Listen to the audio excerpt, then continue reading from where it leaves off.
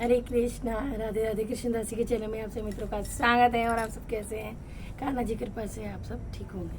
बोलो तुलसी माता की जय, शालिग्राम भगवान की जय।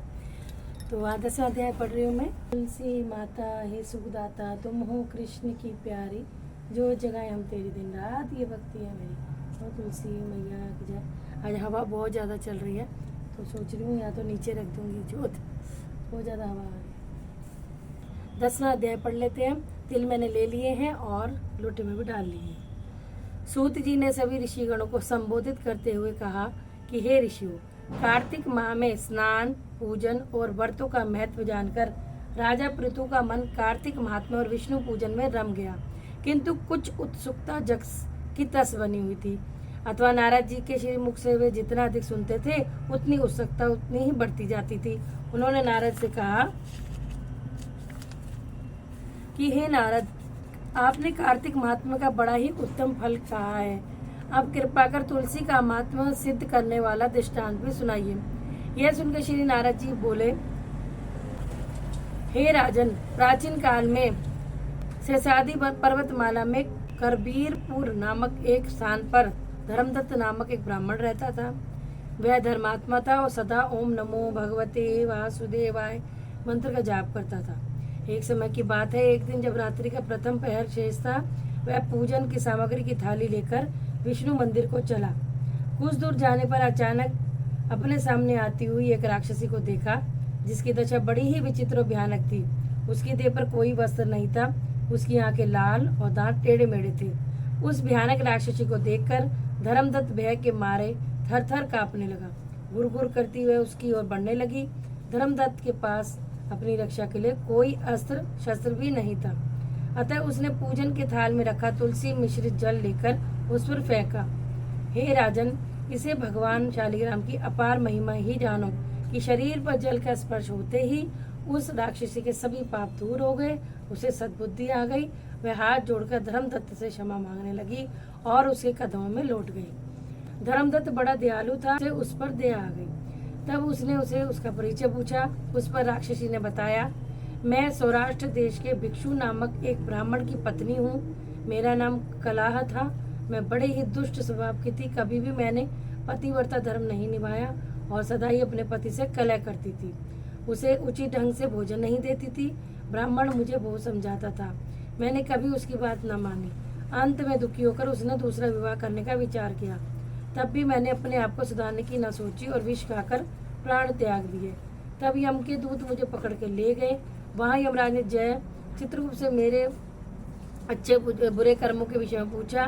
जो चित्रगुप्त ने बताया कि इसने कभी पतिव्रत धर्म का पालन नहीं किया, सदा अपने पति से द्वेष रखा है, उसे उत्तम गुणों की उपेक्षा की। यह सदा अपने विमान में रहती थी, जिस पात्र में भोजन बनाती थी उसी में खाती थी। यह सब वृत्तांत सुनकर यमराज ने कहा कि जिस पात्र में भोजन बनाती थी उसी में खाती थी, अतः इसे अपनी संतान को खाने वाली बिल्ली की योनि में भेजा जाए। यह अपने पति से द्वेष रखती थी, अतः इसे विष्ठा खाने वाली शुक्री की योनि में भेजा गया। इसने आत्महत्या की, इसके दंड स्वरूप इसे राक्षसी की योनि में भेजा जाए।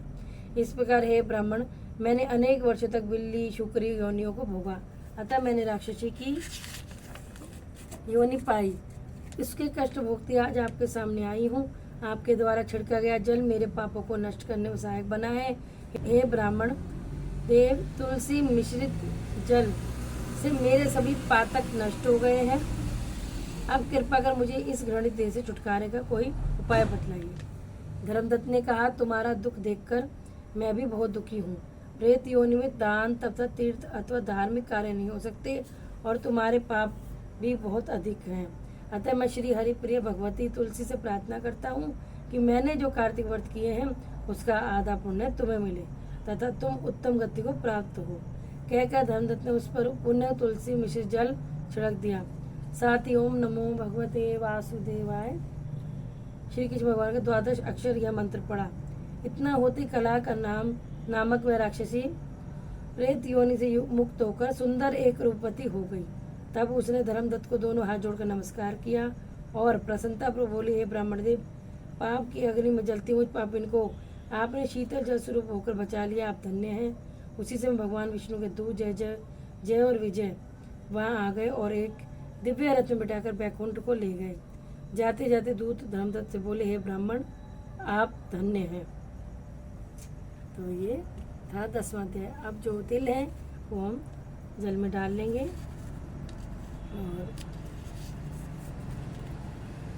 और श्री हरि विष्णु भगवान की जय। तो चलिए जी, ओम नमो भगवते वासुदेवाय, ओम नमो भगवते वासुदेवाय, ओम नमो भगवते वासुदेवाय। बोलो तुलसी महारानी की, श्री हरि विष्णु भगवान की जय, कार्तिक मास की जय। अब आरती कर लेंगे। तुलसा महारानी नमो नमो, हरि की पटरानी नमो नमो। कौन से महीना वो तो सरानी, कौन से हुई हरियाली, आषाढ़ महीना वो तो सर, सावन मास हुई हरियाली। तुलसा महारानी नमो, हरि की पटरानी नमो नमो। कौन से महीना हुई तेरी पूजा, 6 महीना हुई सगाई, कार्तिक मास हुई तेरी पूजा, मक्सर मास हुई सगाई। तुलसा माँ नमो नमो, हरि की पटरा नमो नमो। कहाँ बैठी तुलसा, कहाँ बैठी शालिग्राम, गमला बैठी तुलसा, आसन बैठी शालिग्राम। तुलसा माँ नमो नमो, हरि की पटरा नमो नमो। 56 भोग 25 व्यंजन बिन तुलसी, एक भी पूजा। तुलसा महारानी नमो नमो, हरि नमो नमो। जो तुलसी जी की आरती गावे, बसी वैकुंठ परम पद पा। जो तुलसी जी की आरती गावे, मन वांछित बल रिद्धि सिद्धि पावे। महारानी नमो नमो, हरि की पटरानी नमो। बोलो तुलसी महारानी की जय। आप सभी स्वस्थ रहें, मस्त रहें, श्री हरि जी के चरणों में सेवा में लगे रहें, यही मैं प्रार्थना करती हूँ। जय तुलसी माता की। तो इस तरह से सुना 10वां अध्याय। तो किताब मैंने आपको बता दी, बहुत ज़्यादा इंस्टा पे भी और यूट्यूब पे भी आ रहे हैं कि आपकी कथा जो सुनाते हो बहुत अच्छी होती है। तो मुझे समझ नहीं आ रहा मैं कैसे बताऊँ, क्योंकि इसमें और कुछ नाम नहीं लिखा हुआ, क्योंकि जहाँ से हमने बुक ली थी उन्होंने अपना टैग लगा रखा है, पंडित जी पुस्तक भंडार करके। तो पीछे मैं आपको दिखा सकती हूँ, इस तरह से लिखा हुआ है मनोज पब्लिकेशन। अब हर जगह अलग अलग मिलती है। तो चलो कोई नहीं, अगर आपको इसमें अच्छी लगती है तो ये वाली मेरी कथा सुनते रहो जो मैं सुना रही हूँ, ठीक है जी। तो चलिए जी, अब मैं माला कर लूँगी, फिर हम परिक्रमा कर लेंगे। परिक्रमा मैंने बता ही रखा है, अगर हम चारों तरफ नहीं इनके घूम पाते हैं तो आप सीधे खड़े होकर राइट हैंड से मुड़ना 4 बार, ओम नमो भगवते वासुदेवाय तुलसा, जो भी आपने बोलना है तो वो कर सकते हो। जय जय श्री राधे।